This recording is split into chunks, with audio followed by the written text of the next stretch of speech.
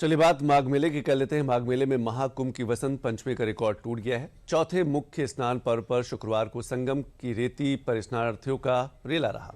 संगम सहित गंगा और यमुना के विभिन्न घाटों पर शहरों के अतिरिक्त संतों और महात्माओं सहित देश के कोने कोने से श्रद्धालुओं ने पुण्य की डुबकी लगाई।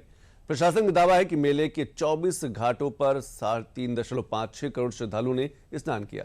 महाकुंभ 2025 की वसंत पंचमी पर 2.57 करोड़ श्रद्धालुओं ने स्नान किया था। और सीधे चलते प्रयागराज, जहां पर हमारे संवाददाता विकास सिंह हमारे साथ जुड़े हुए। विकास, किस तरीके का नजारा, और खासतौर से अब जब वीकेंड है, सैटरडे संडे है, तो इस बार हमें लगता है कि ये 2 दिन और श्रद्धालुओं की वहां पर उपस्थिति रहेगी। जी संतोष, सबसे बड़ी बात जो है कि कल बसंत पंचमी के दिन जो स्नान का आंकड़ा आया है 3,56,00,000, ये दर्शाता है कि जो सनातन की ओर लोगों का प्रेम था, जो पिछले महाकुंभ में हमने देखा 2025 में, उसका भी रिकॉर्ड टूट गया। उसमें 66 करोड़ लोग आए थे और इस माघ मेले में अब तक 15 करोड़ लोग आ चुके हैं। और ये इस बात को दर्शा रहा है यहाँ की व्यवस्थाएं कितनी अच्छी हैं और जो लोग आ रहे हैं, और साथ साथ यहाँ पर अपनी जो परंपराएं हैं, जो धार्मिक मूल्य है, जो पारंपरिक मूल्य है, उन सब के प्रति लोग कितना जागरूक हो रहे हैं, यह माघ मेला परिचित करा रहा है। वैसे तो यह माघ मेला अनंत काल से चलता चला आ रहा है गंगा यमुना और सरस्वती के संगम तट पर, लेकिन जिस तरीके से इधर इसके प्रति लोगों की श्रद्धा बढ़ी है, आस्था बढ़ी है, बड़ी संख्या में 8 से 10 लाख कल्पवासी यहाँ पर रह रहे हैं गंगा की रेती पर, और साधु संत महात्मा तपस्वी रह रहे हैं, और आम जन जो श्रद्धालु आ रहे हैं उनकी संख्या तो देखते ही बनती है। शनिवार इतवार में आते हैं, लेकिन सबसे बड़ी बात रहती है 5 से 10 लाख लोग औसतन यहाँ पर स्नान कर रहे हैं।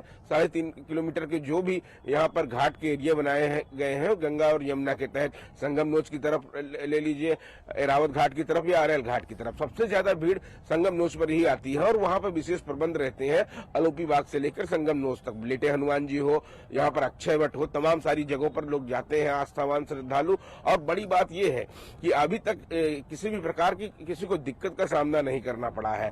पौष पूर्णिमा के दिन से हम शुरुआत करते हैं, जब 30 लाख से ज्यादा लोगों ने स्नान किया। उसके बाद मौनी अमावस्या में एक नया रिकॉर्ड बना।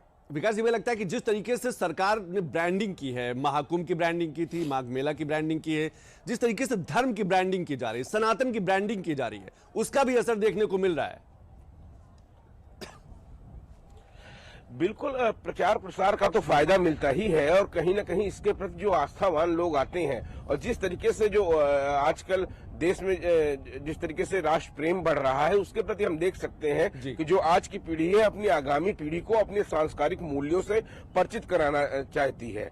और यहाँ पर साधु संत सन्यासी तपस्वी रहते हैं, उनका आशीर्वाद तो आशीर्वाद मिलता ही है, लेकिन यहाँ पर रहकर जो एक आत्म सुख मिलता है पूजन अर्चन करने के बाद, जो अलौकिक ऊर्जा मिलती है, वो न कहीं आपको मानसिक शांति प्रदान करती है। आज पूरी दुनिया भौतिकवाद की ओर जहाँ बढ़ी चली जा रही है, वही हम देख रहे हैं भारत में जिस तरीके से सनातन का उद्भव हो रहा है, जिस तरीके से पुनर्जागरण हो रहा है, ये बात दर्शा रहा है। और ये माघ मेला उसी को दर्शा रहा है कि बसंत पंचमी के स्नान महाकुंभ 2025 से भी ज्यादा लोग श्रद्धालु संगम के तट पर आए।